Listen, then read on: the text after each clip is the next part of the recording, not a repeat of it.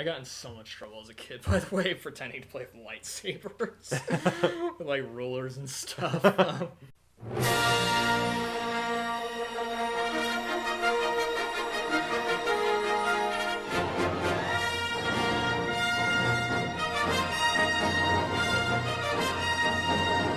Welcome to the Films Under Constant Critique podcast, where we take a look at various films. Yeah.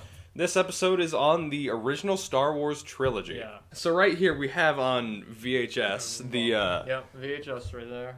we have the 95 release of the Star Wars films that were unaltered except for calling them 4, 5, and 6. And actually on the back it has a little message from George Lucas about the appeal of Star Wars to people and how it means so much to we him. already know that, though. Exactly. I think it's fitting that we dedicate this video to Peter Mayhew, Yeah. who passed away a few Recently. months ago, yeah. I'm gonna ask him at the beginning of the video, like, how were you introduced to Star Wars? Just My dad was a pretty big Star Wars fan. Yeah. And I don't remember what the first one I saw was, but probably the earliest thing I actually remember is my dad's favorite scene from episode 4, which is when Luke is looking out at the two suns while on the farm as they're setting. That's a lot of people's favorite scene, I've noticed. And it's a great shot too. I saw. How old were you? Do you think when you? I have no idea. I was about, I think, 5 or 6, and my parents, they weren't like huge Star Wars fans. They obviously knew what it was. My dad had seen them, like when he was younger, but he was more of a Star Trek fan than Star Wars. But I ended up hearing about Star Wars because there was some kid, this was in kindergarten, he had like a Lego like walker toy there from Star Wars, and I like asked him what it was from, what it was, and he said Star Wars. I'm like, oh, that sounds really cool, actually. So I went home, asked my parents what it was. They told me a lot of the details of it, and then eventually, we had like a cereal box, with like, I don't know if you remember this, but I think it was around when Revenge of the Sith came out. They had these spoons that came with them. You get them in like Cheerios boxes. I think I had a few of those, but I don't think they work like anymore. Lit up like a lightsaber. We don't have them anymore though, unfortunately. I wish we could find them, but I had like a red one. I think there was a green one or something, but yeah. And eventually, I saw the movies. I think the first one I saw was this one, The Empire Strikes Back. That was the first one I saw, and then eventually I saw Return of the Jedi, and I became a Star Wars fan. So, yeah. Actually, I think the earliest memory that I have, like, connecting with the series, because, like, I remember watching them and thinking they were cool, but the moment where I was like, this is awesome, is actually when I played the Lego Star Wars video games. Yeah. I remember on DS, they used to... I think I still have it somewhere. It was the Complete Saga of Star Wars. Yeah. Those are fun games. So the first Star Wars film, it was released May 25th, 1977. It was George Lucas's third feature film after THX 1138, which came out in 1971. Wasn't a huge box office success, but got a cult following later. But then he did the hit film American Graffiti, which got him noticed from like critics and was nominated for Academy Awards. I think he was nominated for Best Director, if I remember right. Now that he was like kind of established a bit, he was also friends with Francis Ford Coppola, a very established film director. He decided, okay, I want to do a space opera. And that's how he came up with the idea for Star Wars. At first, he wanted to get the rights to Flash Gordon, actually. He wanted to do a Flash Gordon film, but he couldn't get the rights to it. And then he decided, you know what, I'll just do whatever, I'll come up with my own story, And but it was influenced by a lot of different films, most prominently, like Akira Kurosawa's samurai films. Hidden Fortress was a huge influence. That's actually... The Searchers, surprisingly, the John Wayne film was also a huge influence on the first Star Wars film. That also reminds me of Indiana Jones, actually, because... It was based on old film series. Well, not just that, 30s, but Spielberg actually wanted to make a Bond film. They wouldn't let him, and so George was just like, it's make your own Bond film. It's funny because if you watch the movie Octopus, you can see a lot of elements that were used in Temple of Doom, the year later. But yeah, it was not expected to be a huge hit. People did not think it was going to be a huge hit. In fact, George Lucas, like, when it was released, he went on vacation with Steven Spielberg. And then eventually he, like, came back and people were lining up to see a movie. And he's like, oh, what movie is it? It turns out it was his film, Star Wars. But yeah, the first film was one of the biggest hits, like, ever. It was like, for a while, Star Wars was just everywhere. There was even a disco album. One of my friends actually owns the disco album. Oh my god, you're kidding me? No, it's awesome. I've heard some of it. Great. Yeah, I've heard a few tracks of it. I'm trying to remember what the name of it was. Oh god, I don't remember, but the cover looked nothing like Star Wars. It was by some guy named Miko. The only reason I even heard of it was because of One Hit Wonderland, but because it was like, I think it was a #1 hit like that year that Star Wars came out. Yeah. I'm trying to imagine a Star Wars disco album being #1. Disco was really popular. True. Saturday Night Fever had come out the same year as Star Wars. But yeah, basically Star Wars was like the biggest thing ever, at the time. It was re-released in 1981. They retitled it Episode 4, A New Hope. I gotta say, it's still a really good movie. It holds up very well today. It is a very good movie. It's not my favorite of the original trilogy, but it is a very, very good movie. I think part of what I like about this one is it definitely feels like a Western. You can feel a lot of the, like I know that the scene where Luke sees his aunt and uncle, like, their bodies, like, burned up, that was based on a scene from The Searchers with John Wayne. And Han Solo is basically like a space cowboy.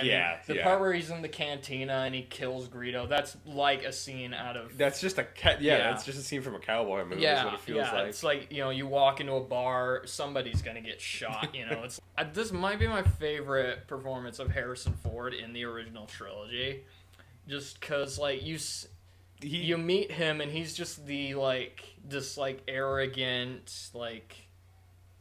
He's actually like a scoundrel. That's the thing. He's a criminal. Whereas, he's not. Exactly. He's not a very nice guy. And at the end, like when the rebels are going to destroy the Death Star, he's off to go pay his boss. To pay his boss. And then in the other ones, they made him.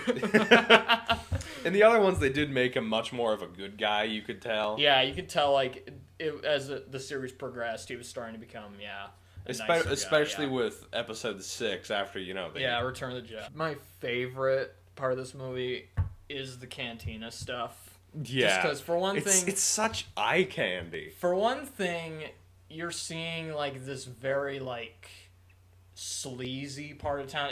And this bar has, like, all these crazy, weird creatures and stuff in it. There's, like, there's two that look like werewolves. You've got, and there's like I don't know, one that looks like a caterpillar or something. I don't know if this one's in the original releases or in the re-releases, but in one of the versions, there's a dude that just looks like Satan. I think remember that guy? Yeah. I remember just like he has like, I think he has like horns. Yeah, he has horns. He's like all red. His eyes. Oh my gosh. And then you have that weird I don't even know how to describe it, but, like, it's got, like, a brown leathery look to him, and, like, his head goes like that. I think I know what you're talking about, yeah.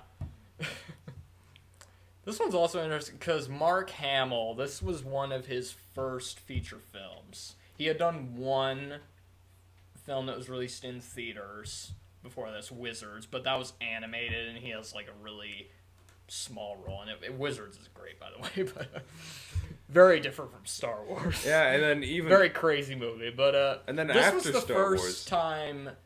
This was the first theatrical film he did where he was the main star and it was, live action. He'd done a lot of TV stuff before this. He was on Partridge Family. He was on, like, the Bill Cosby Show or something, I think, in one episode. And there was some show we did called Texas Wheelers, which was which had Gary Busey as well. And then very young Gary Busey. And then after Star Wars, he mostly did a lot of voice acting. He did a lot of voice acting. Mark Hamill was not a very, like, aside from TV, he wasn't like an incredibly experienced actor, So it was kind of interesting, like, how in this one he's like this. Because his character arc over the course of these films, he's very different in each film. Oh, yeah.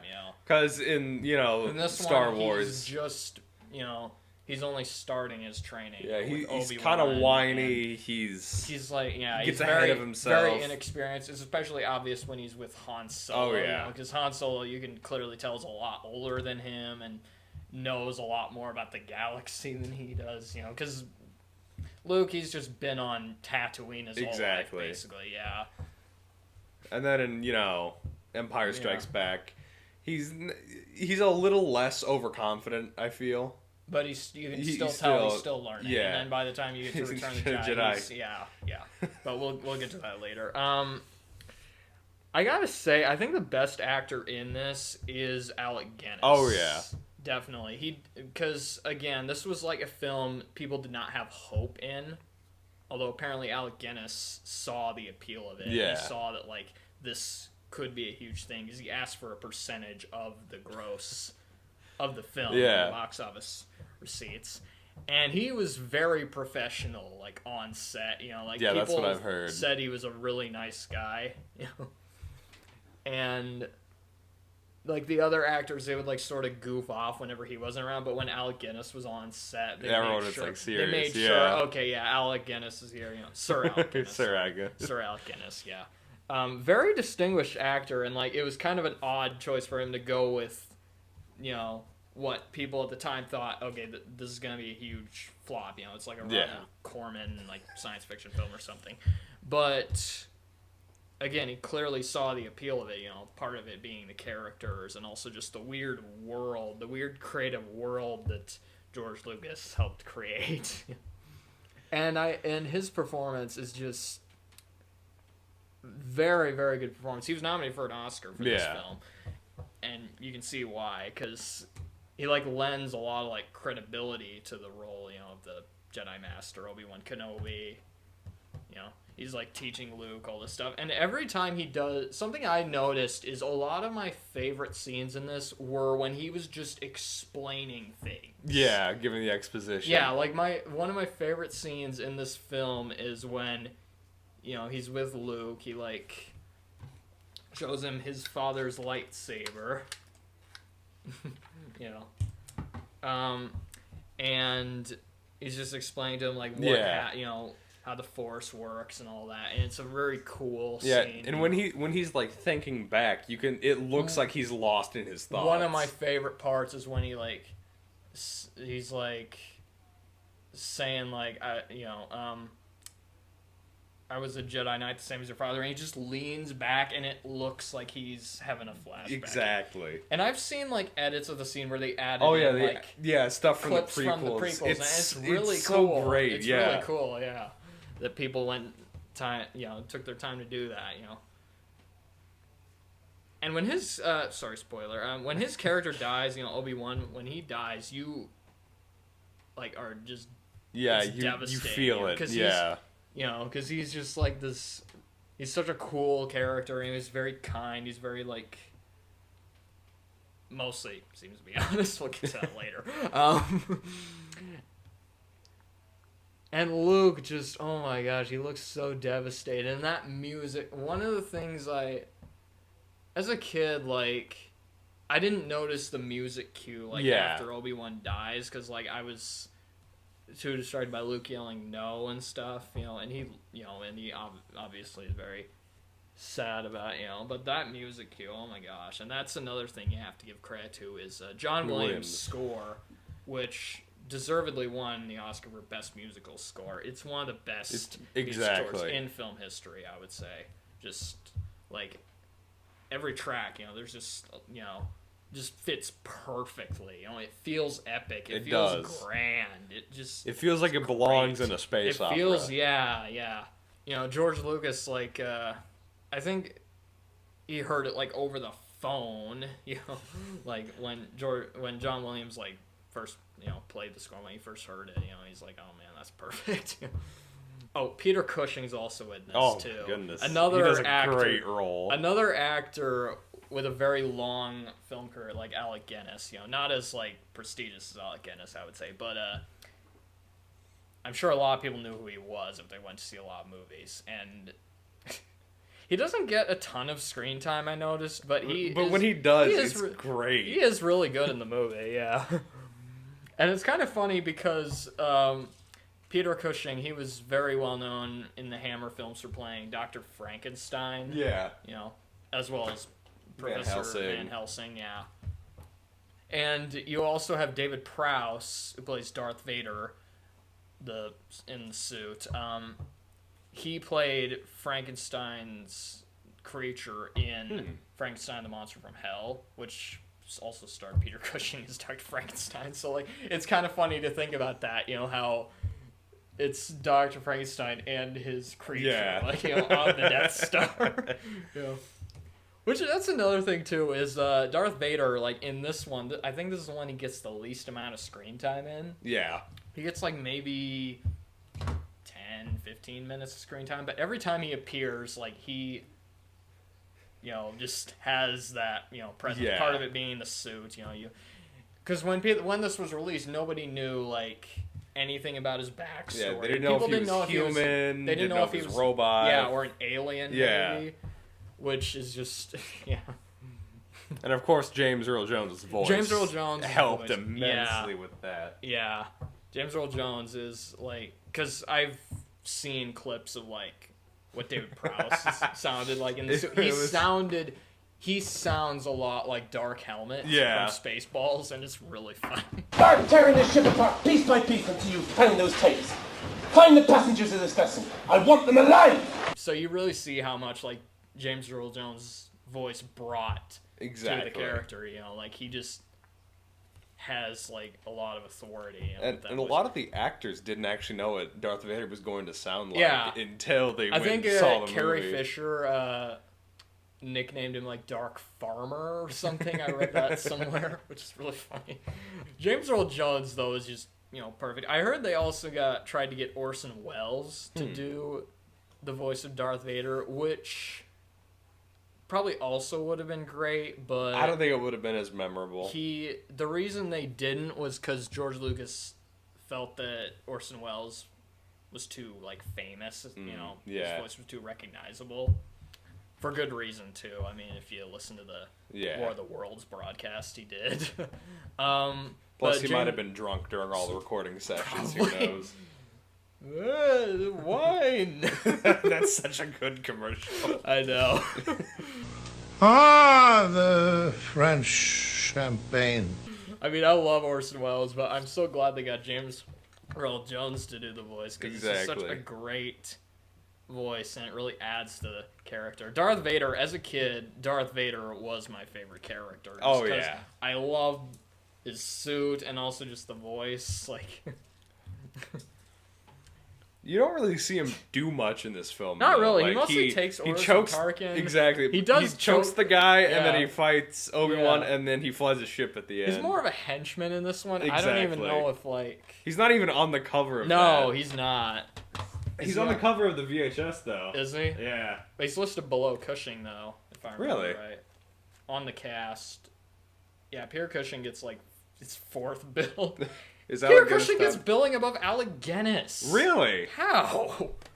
Huh. He has less screen time than Alec Guinness. Like, I mean, I understand Mark Hamill being top billed, and you know, Harrison Ford, obviously.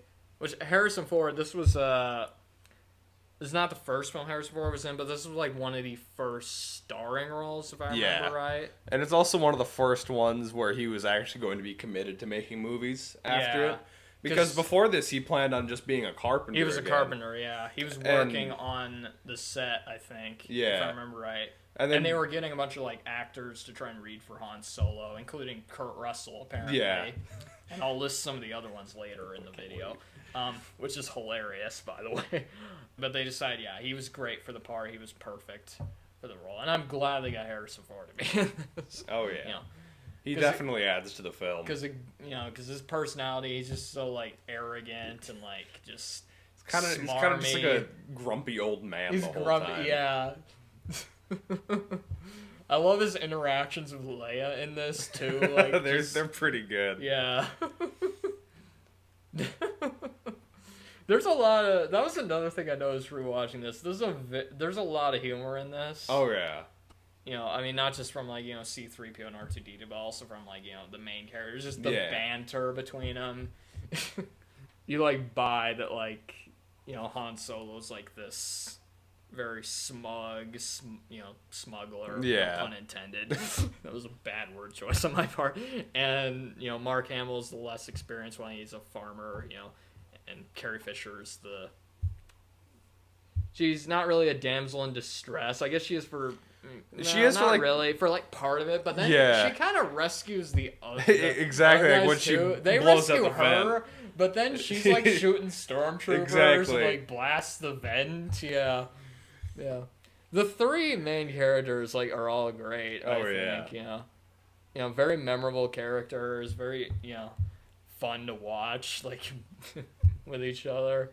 I gotta say, the special effects, like, most of them are still very good. Yeah. There's like a few, if you watch like the original cut, there's like some of the ship scenes look a little weird. Yeah, that's something I But noticed. all of like the creature effects from the original, they're I think so. very good. Yeah. The puppets and stuff. Yeah. I keep forgetting that. One thing I forget is that R2-D2, there was a guy inside R2-D2, yeah. Kenny Baker, who unfortunately is no longer with us. Passed away. But, R2-D2 actually, he's actually one of my favorite Star Wars characters, honestly, because I just, not just because he swears all the time, but he does appear in just about. He shows so much like personality. So despite like you can't really understand what he's saying at all. It's just beeps and whistles. And stuff. It's mostly but due just to from the banter between him and C-3PO. Yeah, and it's a very one-sided banter that you get to hear too. What horrible language, R2. I do really like the scene where Darth Vader meets Obi-Wan again. Oh, The first time in, 20 years? About. Something like that. Yeah, just... The fight itself, like, the choreography, it's kind of... There's not much happening. They, stand there and go, It's not as good as the choreography in the later films, but the dialogue between the two, I think, is perfect. Oh, yeah. Just... some of my favorite lines, your powers are weak, old man. If you strike me down, I shall become more powerful than you can possibly imagine. He calls him Darth, too. That's his name or something. Obviously, at this point, George Lucas wasn't entirely sure exactly where the story was going. Yeah. And you'll notice that when I talk about the original script for Empire Strikes Back, which, despite having some of the same plot points, is... in a lot of ways, very different from... See, I knew 6 originally had a different ending, but I didn't know about 5 being different. Return of the Jedi had a different ending as well. The scene where Vader's, choking the guy, I just... that's a great one, because the dude... I find your lack of faith disturbing. Because the dude that he chokes is just, bad-mouthing Vader and the Force the whole time. He calls it so much confidence in this technological terror you have constructed. The ability to destroy a planet is insignificant next to the power of the Force. Then he says your sad devotion to that ancient religion. No, if the dude can choke people without even touching him, you probably shouldn't badmouth him like that. Yeah. Maybe that's the first time he's tried choking somebody. I don't know. Do you think even half the guys that work there know what Vader actually looks like, though? Probably not, no. There's probably some of the... Tarkin, maybe. There's probably some even, stormtroopers on the Death Star that have never even seen Vader, probably not, at all before, just because of how massive the place was. Yeah. And David Prowse is a really good casting choice, too, for, Vader, because he's very, he was a bodybuilder, for one thing, He was, a very... tall guy. He was very well built too. He was actually in A Clockwork Orange, believe it or not. Really? Yeah, as like I think Alex's bodyguard, if I remember right. Maybe a different character. I don't know. And obviously, like I mentioned before, he was Frankenstein. Yeah. Frankenstein's monster, Frankenstein's creature, whatever you want to call him. I like the scene where he turns into a scorpion and speaks Japanese. What? Joking, that's not in the movie. Oh, okay. I figured as much, If but... you've seen AVGN, you know what I'm talking about. Oh, yeah! Okay, Was that the I remember Famicom that. game? Yeah, it was the Famicom Star Wars game. Yeah. I forgot about that. Why did he turn into a I don't know. I think this does a really good job of introducing all the main characters. Yeah, not just the characters, but introducing the entire world of Star Wars. Exactly, yeah. Which I can see why, with a lot of people, this was the first one, the first Star Wars movie they ever saw, like I mentioned, I saw Empire Strikes Back first, but I knew a lot of the details already, because my parents had told me, like, a lot of the plot. They even spoiled some of it, but we'll get to that later. I like the Death Star, too. It's such a great weapon. It's just this big ball in space that blows things up. Yeah, it just blows up a planet and then it moves on to the next one. It's and so that great. name, I mean, what else are you going to call it's a it but the perfect Death name. Star? One thing I noticed, though, rewatching this one, because I was watching some making of documentaries, this one, they really rushed the production on this one. Like they didn't have enough time to quite do all of it, which now I can kind of see why George Lucas would want to go back in and edit stuff. And there are like it looks a lot cheaper than the later Star Wars films, I gotta say. It looks it looks lower budget than the next two, I gotta say. On the subject of making some edits that were needed, there was one that I actually really did enjoy in this one that they changed later. When Ben appears to scare away all of the sand people from Luke. Oh, the yelling. Yeah, because it used to just be a whoop, and it didn't seem that imposing. But then later on the Blu-ray, though, on the Blu-ray, it's I think the Blu-ray version's the terrible. Blu-ray one actually scared me the first time I heard it because I was expecting the it whoop sounds like again. A banshee. Yeah, it was just like a roar, like there was an actual dragon coming by. It scared Whereas in me. the original, I thought it sounded more like a dragon. But yeah, whatever. It's it does a really good job of introducing who these characters are. I think showing Luke, and he's this farmer, but then he goes on this great quest. It feels more like a fantasy film than a science fiction film, I gotta say. It feels sort of like something like, say, Lord of the Rings. Yeah. Especially when you compare it to other Bilbo science fiction Baggins, films. Sorry, that's The Hobbit. But Bilbo Baggins, he's goes on this amazing journey with the dwarves and Gandalf. Fights all these strange creatures. I guess Gandalf would be Obi-Wan Kenobi then. Yeah, the old wizard that helps guide the quest. He is a wizard, basically. And then disappears halfway through. Yeah. He, lives in a, this hut in, the middle of the desert, That's another thing, each of these movies has, a distinct, background that you think. With this one, you think of desert. And then the Death Star. Yeah, and the Death Star. The Empire Strikes Back, you think of, snow. And winter, and Cloud City, and Cloud City. Yeah, Return of the Jedi. You think of forests, and stuff. Yeah, on Endor. Which that's one thing I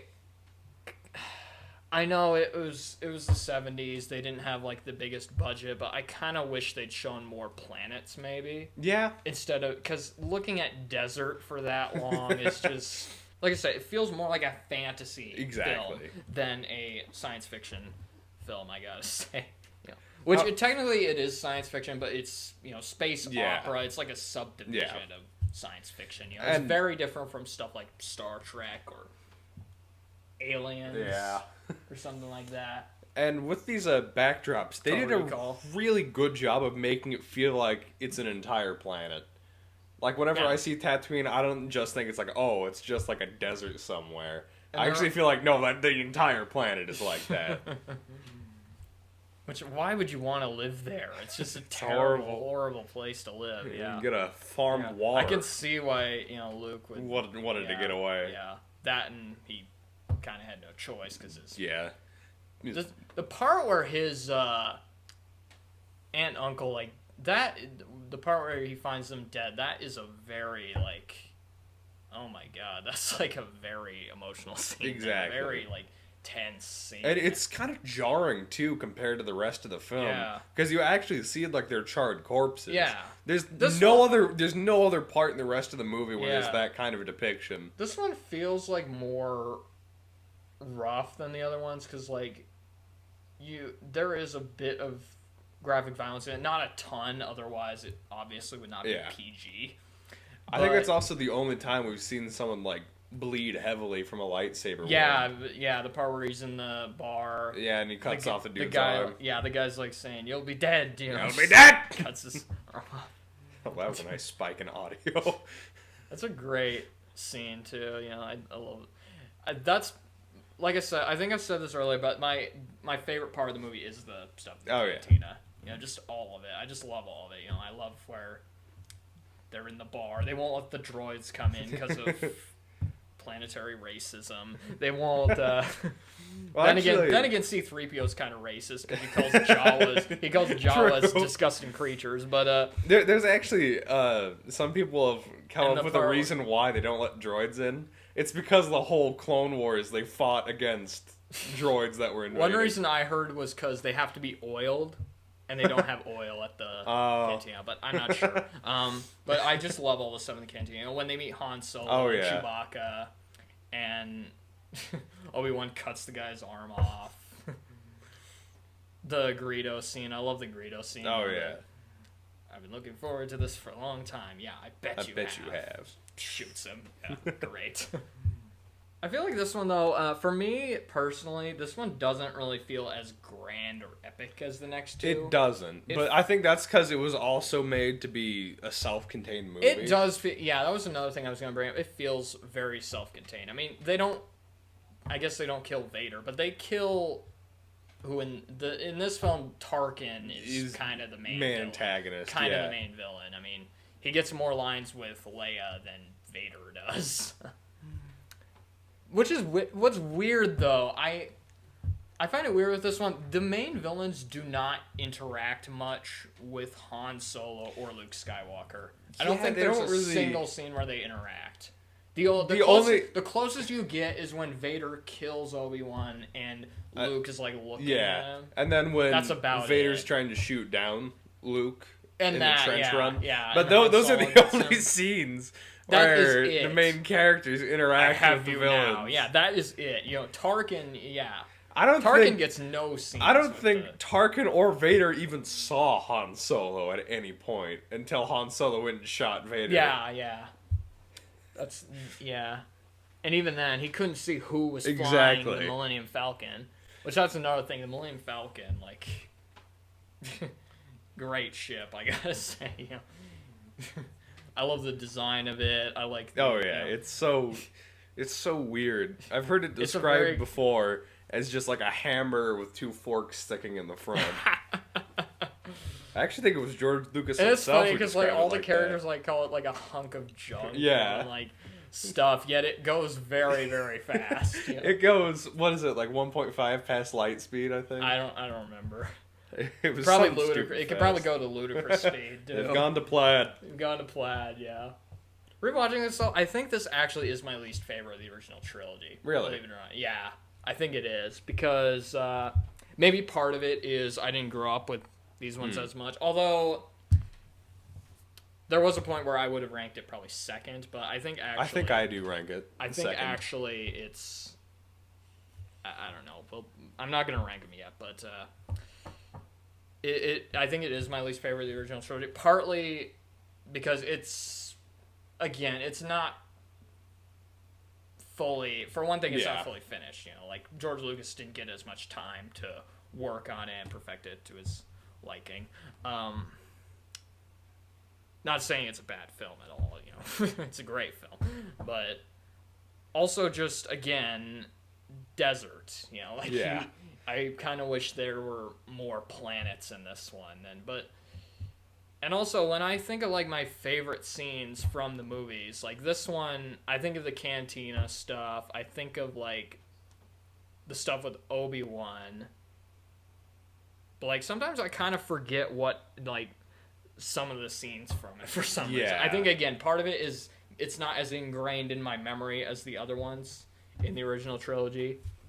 Again, not saying it's a bad film by any means. And also, Vader is not the main villain. You know, No, I think, he's not. You know what? That might be why this was my least favorite one as a kid. Is because Vader was not the main villain. Yeah, and he's only there for another thing 15 minutes. I remembered was, as a kid, I had seen most of the other films before this. I had seen these two, obviously, and then, like, the first two of the prequels. Yeah. I remember watching this and going, where's Yoda? You know, I was wondering where Yoda was. Because he is in every other film except for this one. He's in, like, of this first 6 films, he's in all of the other ones except for this one. Yeah. Yeah.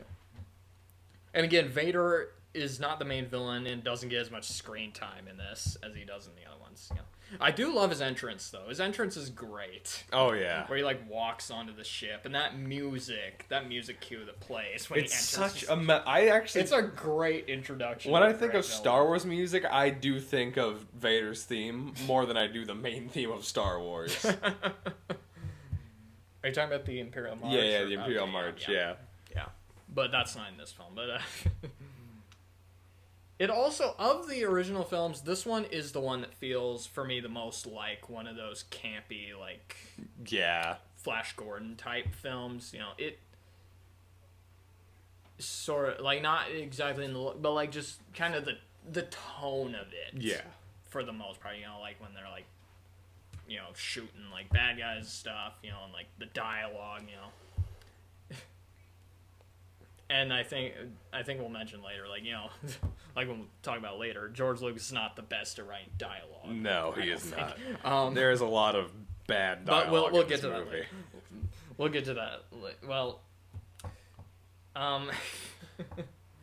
is, you know, like you mentioned, a very self-contained story. I think part of that being they didn't know if this they didn't think it was going to take off. So we better make this as entertaining, as exciting as possible. You know, and it is a very entertaining movie. It is. I will say that though. But there's maybe one part where it sort of lags a bit for me, like kind of at the beginning, before they meet Luke and Obi-Wan. One thing I kind of wish they'd done is, because I also watched deleted scenes from these movies, I kind of wish they'd included some of the scenes with Biggs. He's this minor character in the movie. Oh, yeah. Later in the movie when Luke... joins the rebellion. And he, like, meets, you know, he finds Biggs there. There were deleted scenes that established they were friends, you know, and that he was leaving to join the, you know, the rebellion. I think and I've seen those, Empire. They need to restore them, though, because, like, the quality on them is very bad. It's very... Like, there's, like, dust on them and, like, a lot of, like, marks and stuff. Yeah, they need to restore some of those scenes. Maybe for, like, the, you know, if they do another Blu-ray release. You know. I think they're going to do that once Episode 9 comes out on disc. They're going to really hope that they do another Blu-ray and they include the unaltered ones. Oh, yeah. I would love to have it in 4K. That would be beautiful. If they do, I'll probably, you know, buy it. You know, and if it has, like, all the movies in it, you know, I'll buy it. Even though I already own some of them, you know. Because I own the original trilogy and, like, Revenge of the Sith. Yeah. But I don't really have any of the other ones. But, you know, so I'd like to get that just so I have all of them, too, you know. And, like, in Blu-ray, too. Good quality, They were not sure if this was going to be a successful film or not at the time, you know, like... There were a lot of people that were like, they weren't taking the film seriously. You know? Yeah. They thought, it's this children's film that George Lucas is making, and, like, there's no way it's going to be successful. Because one thing a lot of people forget, the world before Star Wars, science fiction was kind of dead as a genre. Yeah, it was mostly only made in, like, the 50s and 60s. And most of them were very low-grade quality very low budget. Yeah, very low budget, you know, stuff, Thank you, Roger Corman. Yeah, Roger Corman made a bunch of movies, I love Roger Corman, though, but, I was just watching a few of his movies recently. Battle Beyond the Stars, which that was after this though. But okay, and it was obviously a Star Wars ripoff. Because whenever I think of sci-fi, like before Star Wars, I usually think of either like Star Trek or I think of Star Trek. Day the Earth Stood Still is one. Yeah. But that was like almost 30 years before that. That was like 1951 what was when it that came called? out. Forbidden Planet. Yeah. That's the one that I always think of when I think of sci-fi. Yeah. And then there's also a bunch of stuff you'd show on like Mystery Science Theater, the giant Gila monster or something like that, or what was the one? Crawling Eye. Yeah, that one was a great one. This Island Earth. They showed that in the movie, Mystery Science Theater, the movie. But the difference between that and like I think what revived it with this one was the characters. This had for one thing, the plot was not overly complicated. Like it's very easy to follow. Rebels steal the plans to the Empire's space station, and then the characters definitely help set it apart too. Because before in sci-fi, like the characters, they would always be like some commander or general or military officers on a spaceship, basically. But again, with this one, they went more to. So you had like fantasy. You had like a farmer boy, you had a princess, you had the scoundrel or cowboy, you had the old wizard, a space drug dealer, probably just running spice all over the galaxy. Problem is, I don't know what else to say about it. I mean, it's regarded as like a classic, and the influence of the film, like that's something some people might forget. This film not only had an influence on science fiction, kind of brought back that genre, but also just the way like modern blockbusters are like told. They're trying to emulate what Star Wars did. They're trying to get all like these characters there, because it was based on Hero of a Thousand Faces. I think was that was a huge influence for George Lucas. The hero's journey. If you read a lot of books and stuff, you know what that is. I think we can probably get to trivia now. George Lucas was so sure this movie would flop that instead of attending the premiere, he went on vacation to Hawaii with his good friend Steven Spielberg, where they came up with the idea for Indiana Jones and the Raiders of the Lost Ark. Another thing about Steven Spielberg and his involvement with Star Wars, he got a percentage of gross. Because he had a bet with George Lucas that it was a bet like that George Lucas said Close Encounters would outgross Star Wars, and Steven Spielberg joined the bet, and Star Wars ended up being the highest grossing film ever at the time. Not adjusted for inflation, because Gone with the Wind is still the highest grossing film of all time. I think if you look at like top 10 highest grossing films adjusted for inflation, Star Wars is still in the top 10. Really? This one, first one. And if I remember right, the original trilogy, all three of these, they were the highest grossing films of their respective years. This is funny. In early drafts of the script, R2-D2 could speak standard English, and he had a rather foul vocabulary. Although all of R2's English speech was removed, many of C-3PO's reactions to it were left in. That's pretty good. I want to see a cut of this. I thought about doing this. I thought about making a fan edit of this where you have subtitles for R2-D2, and it's like shows what he's saying. I would love to see what R2-D2's original dialogue was. An R-rated version of the original Star Wars film. Another thing, if you watch the making of this, George Lucas looks miserable. Oh yeah, he does. While they're making this, like he looks miserable, and he didn't really talk to some of the actors and crew members. But in fact, actually, Carrie Fisher mentioned, I think it was in Empire Dreams, she mentioned that there was a point where George Lucas lost his voice, but nobody noticed. That's pretty good. That's how little he would talk to some of the crew members. Yeah, at one point when he temporarily lost his voice, the crew provided him with a board with just 2 phrases written on it, which I think were faster and more intense, probably, because those were the 2 things he said the most while directing this. He was kind of hands-off with this one, I noticed, while watching while making it. He let the actors kind of just do their thing instead of telling them exactly what to do. He wrote the script though, but I think there were it went through 4 drafts, and Willard Hayek and Gloria Katz, they revised it with him. Kenny Baker has said that often when the cast and crew broke for lunch, they would forget he was in the R2-D2 outfit and leave him behind. Oops. Gosh, I miss Kenny Baker. Yeah. George Lucas waived the normal writer and director fee and asked for a mere $175,000 plus 40% of the merchandising rights. Huh. After the failure of Dr. Dolittle in 1967, when its massive merchandising push proved an equally costly debacle, studio executives saw little, if any, profit from such matters and agreed. Star Wars-related merchandise has since generated many millions of dollars in sales, allowing Lucas to make movies completely independent of the studio system he decried. Wow. Merchandising rights are now a major part of any movie contract. Because that was another thing with this movie. This movie, kind of sort of invented, mass merchandising. Oh, yeah. For, huge blockbusters. Because, before this, there would be movie tie-ins and stuff, but not on, this. No, not on the scale of that, no. No. To the point where there was a disco album of Star Wars. If you have a disco album, you have made it. If you have a disco album, you made it. The quote of the year. The second most attended movie of all time in North America, having sold an estimated 178 million tickets over its various theatrical runs, which would equate to a gross of approximately $1.5 billion at 2015 ticket prices. The only movie to have sold more tickets is Gone with the Wind, with 202 million. It is also the 4th highest grossing film adjusted for inflation, behind number 1, which is Gone with the Wind, number 2 is Avatar, and number 3 is Titanic. So half of those are James Cameron. Yeah.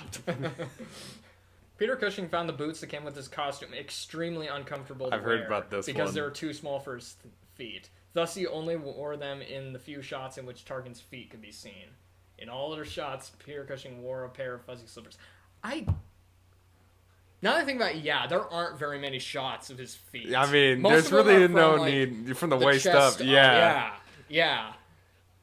Which I guess also... I can only actually think of one scene where you see a full body shot of him, and that's when he's about to talk to Leia. And another thing was Carrie Fisher found it very difficult to act like she was terrified and hated Tarkin because they got along so well on set. And another thing, how could anybody take him seriously when he's wearing these fuzzy I know, slippers? it's if you look now, it's that's cool, dude. The music by John Williams is ranked number 1 on AFI's 100 Years of Film Scores. Yeah. Well deserved. Very well deserved. Very well deserved. Darth Vader has only 12 minutes of screen time in this movie. Yeah, that's about what I would have. I said 10 or 15. Right? Yeah. 12 is in between, so I was close. Another misconception with this movie is Alec Guinness hated Star Wars. That's actually not true. Based on what I've read and interviews I've seen, he liked Star Wars, but he didn't like that that the only film role he was being remembered for was that one. Yeah. Because he was a very well-established Oscar winner for Bridge on the River Kwai. He was a very well-established actor, and he didn't like that he was only remembered for this one film that a lot of people didn't think was going to do very well. During the scene on the Death Star, right after Ben leaves to shut down the tractor beam, Chewbacca barks something to which Han says, "Boy, you said it, Chewie. Where'd you dig up that old fossil?" Backstage footage reveals that what Chewbacca says is, "The old man's gone mad." And I've seen that very clip, too. That's pretty good. Action. That old man's mad. You said it, Chewie. When George Lucas screened the movie for 20th Century Fox executives, the reaction was surprisingly positive. Alan Ladd Jr. and the other studio executives loved the movie, and Gareth Wigan told Lucas, "This is the greatest film I've ever seen," and cried during the screening. Lucas found the experience shocking and rewarding, having never gained any approval from studio executives before. Because he was if you watch a lot of interviews with George Lucas, he doesn't like the Hollywood system. No, he doesn't. He does not. He likes to have more control over his movies. And I think part of that was because of his experience making this film, or how about we get the VHS tape Yeah. out too? Because he did not get as much control as he would have wanted over this film. At one point, George Lucas had planned the character of Han Solo to be a huge green-skinned monster with no nose and gills, which I think is mentioned in Empire of Dreams. Lucas then changed the idea of Han Solo to a black human. He auditioned several black actors and even musicians, including Billy D. Williams, who later played Lando. Yeah. Until finally settling on Glenn Turman, who was a singer at the time. But after this, he decided to make the role white. The actors they considered. I've heard a few of these. Kurt Russell I mentioned earlier. Yep. Kurt Russell I mentioned earlier. But Nick Nolte was also considered. Christopher Walken I heard that one. I've heard that There's one. a hilarious SNL skit, if you can find it, where Kevin Spacey does a Christopher Walken impression of him playing Han Solo. It's a great impression, too. I would have loved to see And the version of this movie with Christopher Walken I'm in 4, 5, captain and 6. of the Millennium Falcon. It's just... This hunk of junk, it can fly faster than you can believe. Oh my gosh. What? Jack Nicholson was also considered. Which... As much as I love Christopher Walken and Jack Nicholson, I don't think they're right for the part. I would have loved to see that version, too. I would, yeah. I want to see... Because there is an SNL skit where they do get a few actors to, who had auditioned for Star Wars to play, some of the characters. But I wish there had been, more like Christopher Walken. Maybe even get Christopher Walken himself. Exactly. To play. I feel like he'd be down to do that in a skit. He's been on SNL multiple times. Exactly. He hosted it a few times. But yeah, Jack Nicholson would have just been weird and maybe too creepy. Al Pacino. Okay. But he was offered everything at the time. He was a very well respected actor, The Godfather, other stuff. Chevy Chase. Okay. Another SNL alum. Yeah. Which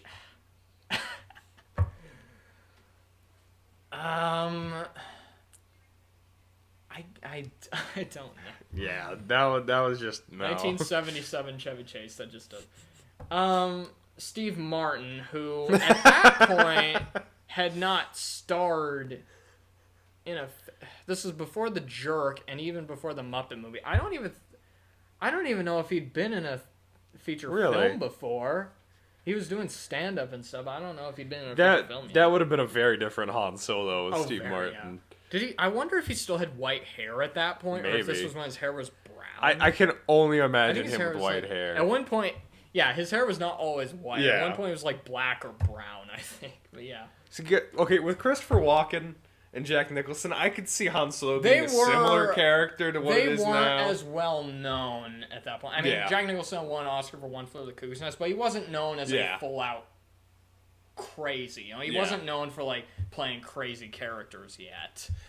Christopher Walken wasn't the legend that he is now yet. He hadn't even been in The Deer Hunter yet. I could see Han Solo still being a similar character with those two actors, but not Steve Martin. I definitely don't see it with Chevy Chase. Yeah.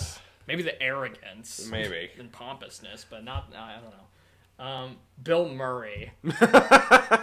No. Another SNL. No. Hello. Which again, I would love to see that as an SNL skit. He did. Wait. When he did that lounge singer act, he sang the Star Wars theme. Oh wow! Yeah, he had it. He made up his own lyrics for it and sang that on SNL. So maybe I don't know. Maybe that was his repaying them. Robert Englund. Okay. Which is funny because Robert Englund actually was roommates with Mark Hamill at the time. Really? And recommended Mark Hamill for a part in the film. That's kind of cool. But yeah, Robert Englund was not very well known at the time. He hadn't done Nightmare on Elm Street yet. Was this before Galaxy of Terror? This was definitely before. All right. This is 1976 was about when they were doing casting. Okay, this one's hilarious. Sylvester Stallone. Oh no. Which, when he walked into the audition room, he knew instantly, okay, I'm wrong for this part. And he even said to him, look, I know, I don't look good in a spacesuit and with a ray gun, okay? And again, this was I think I think this was before Rocky was released. Maybe. Yet, you know. Yeah. But yeah. So he wasn't well known at the time. Stallone. John Travolta again Okay. was not very well known at the time, except for. Well, not in movies. He was, like, on the TV show Welcome Back, Kotter, but he wasn't, like... He hadn't done Saturday Night Fever yet, so... he had done Devil's Reign, but he's barely in that film. That's a terrible movie, by the way. Maybe as Luke Skywalker, but not Han Solo. No. Not as Han Solo. James Woods... was also considered for Han Solo. What was James Woods doing at the time? I don't even know what he was doing. All I know is he was on an episode of Kojak in the 70s, but I don't know what he was doing around that time. But not as Han Solo. I mean, I don't know. George Lucas also wanted to stay away from any actors he had previously used in movies, which is why he didn't want Harrison Ford to be in it, because he had been in American Graffiti. Granted, it was not a big role. Huge role. It was like a small supporting role. Like, he's in the movie, but he's not like one of the main focus points of it. And he plays a jerk in it, basically. If you watch that movie and then like you would never guess, okay, yeah, this guy's gonna be like in Star Wars. Like it's like watching Ben Affleck in Dazed and Confused, where he's just playing this like bully, and you're just wondering how did You know who I think could have done a good job as Han Solo? Bruce Willis. Let's see, how old was he? He's like in his 20s. Yeah. Maybe. Still had hair. He still had hair, yeah. He wasn't. Nobody knew who he was, though. No. Nobody. See, who is Bruce Willis in 1976? You see, those are the two phases of Bruce Willis. There's the hair phase and the bald phase. You know, it's really funny because I was watching the whole 9 Yards, and immediately at the beginning of the movie, I was like, "Wait, Bruce Willis has hair in this one?" I thought this one was after he didn't have hair, because in Armageddon he doesn't have hair, right? No, I don't think he does. So I thought in the he has a little bit of hair. A bit, yeah. I guess this was before he decided to go bald, but yeah, it was.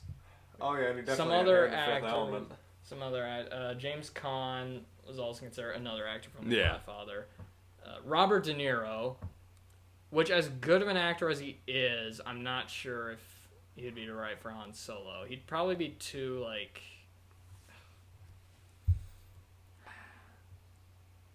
Or maybe, maybe. Burt Reynolds. No.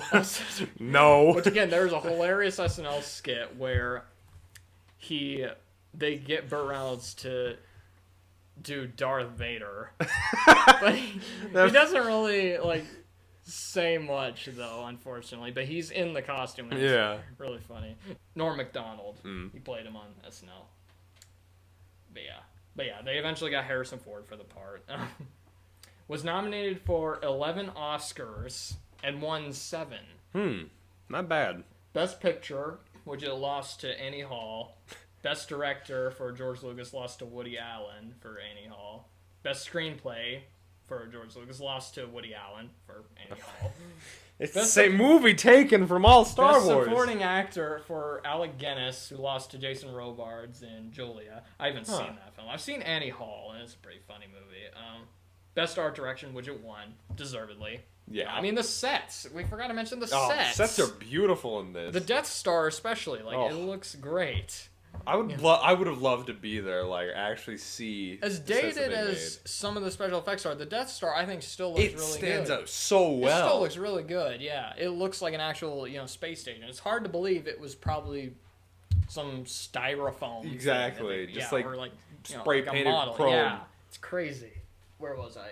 Best Costume Design, which it won. Yes. Deservedly. Darth Vader and especially Darth Vader. Yeah. And, of course, Chewbacca. Mm-hmm. Best Film Editing, which it won. Best Musical Score, which it won. Best Sound, which it won. And Best Visual Effects, which it won. All well deserved, I think. And it also won a Special Achievement Award for sound effects editing. That's another thing you have to mention about the Star Wars movies. They wouldn't be as good if it wasn't for all the sound effects. Yeah, especially the lightsaber. If you watch like the rough footage, without the sound effects in the movies, it looks terrible. It's horrible. Because they're just holding these sticks. Yeah. And they're just like clacking into each other. Yeah. And you hear the sounds of the sticks hitting each other. Yeah, it's just when it's hard to believe like how much of this was saved, like in Oh yeah. Because they weren't sure whether Star Wars would be successful, George Lucas commissioned Alan Dean Foster, who had written the first Star Wars novelization in 1976, to write a novelization for a proposed idea for a low-budget sequel. Huh. The novelization, which I've read, by the way, I actually read it in preparation for the video, like, weeks ago, because I thought we were going to be filming this earlier. But the novelization, it was called Splinter of the Mind's Eye, and it was released in 1978.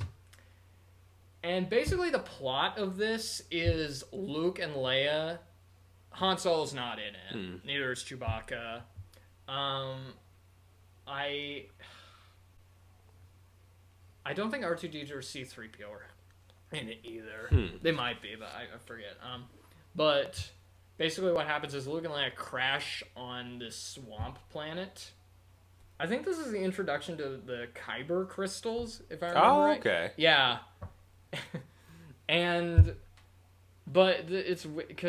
But I don't know if they had it fully explained or not, because this crystal like heals and stuff. Oh, okay. That's slightly it's different. very, very different from what it would later become. You can definitely tell how having a bigger budget, what having a bigger budget did for story wise, because there aren't any huge space battles or anything. Not really. The only action scenes, I guess, are Luke and Leia they end up at this bar or spaceport or something. Luke says that Leia is his slave for some reason. Okay. So they won't Okay. So they won't I don't know. So they won't get caught they get put in jail at one point and escape. They meet this old woman who talks about the crystals and stuff.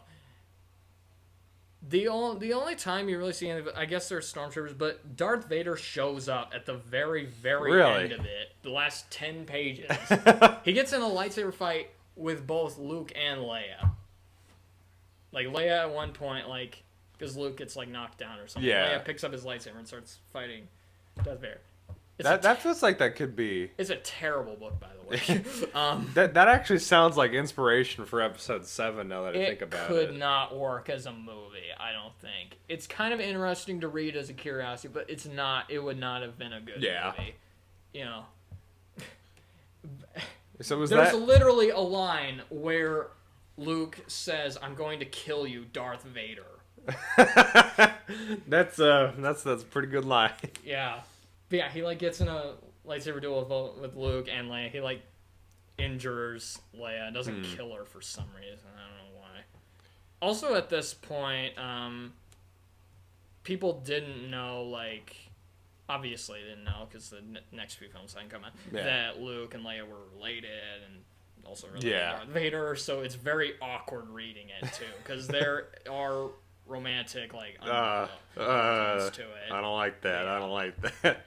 I'm so glad it didn't get made because, obviously it didn't get made because Star Wars was a huge success. Yeah. It was the highest grossing film in 1977 and of all time, besides Gone with the Wind. Yeah.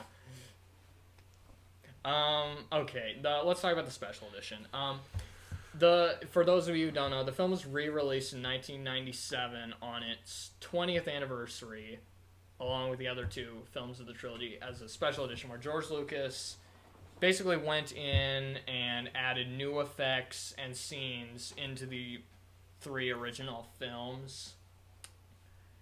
And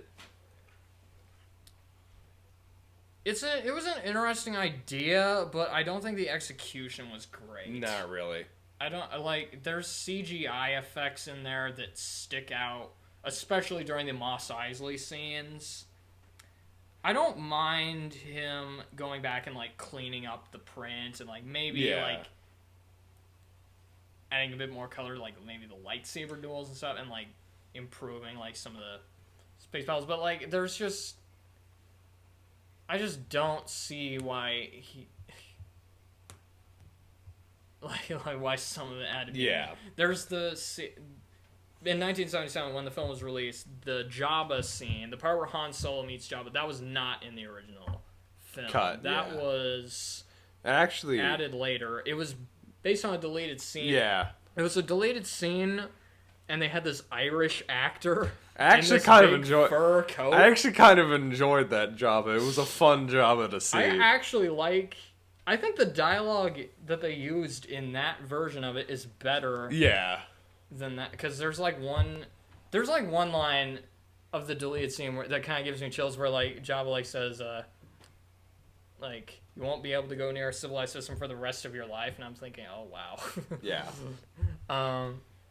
But they added in the CGI Jabba. I think the CGI Jabba in the 1997 version looks terrible. It looks horrible. Terrible. Like, even it's one of the worst things I've seen in it's the special editions. bad. I'm definitely glad that they changed that for the DVD release. Yeah. You know? They fixed it to be, at least a Personally, better Jabba. I think probably the worst change, one of them, is where the Greedo scene, where they have it so Greedo also fires. Yeah. And then, like, they digitally edit it so, like, Han Solo's like a head. Yeah. It's so awkward, especially when you watch it in slow motion, because you can see like the neck elongate. They off did to the side. edit it a bit for the DVD releases, so that it was a bit faster. Yeah. But yeah, the special editions. I wouldn't mind the special editions as much, though. My problem with it is George Lucas said that like these are the only versions that exist. It's very hard to find like good quality versions of the original unaltered cut. We have the VHS tapes over here though. That's the original, but the DVDs like these ones have the edits. Special edition. Yeah. There was a 2006 limited edition. They're very expensive, very hard to find. I was actually able to find them. They have the original cut on like the second disc, but it's like transferred from a laser disc, so it doesn't look look great. Yeah, no. It doesn't look great.